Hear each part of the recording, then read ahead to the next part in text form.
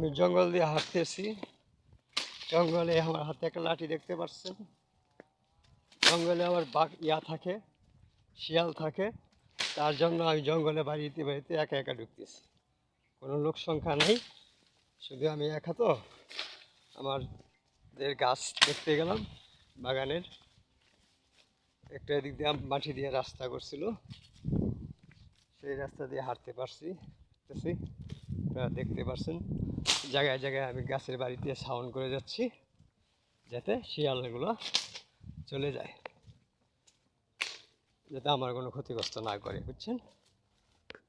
এই হলো সিস্টেম। জঙ্গল দিয়ে হাঁটবেন যখন, বাইরেতে বাইরেতে ঢুকবেন, একটা লাঠি নেবেন, নিয়ে যদি কিছু না থাকে লাঠি নেবেন, লাঠি নিয়ে জায়গায় জায়গায় আগে গাছে গাছে শব্দ করবেন, তাহলে আপনারা কোনো সমস্যায় পড়বেন না। কারণ জঙ্গল তো বলা যায় না।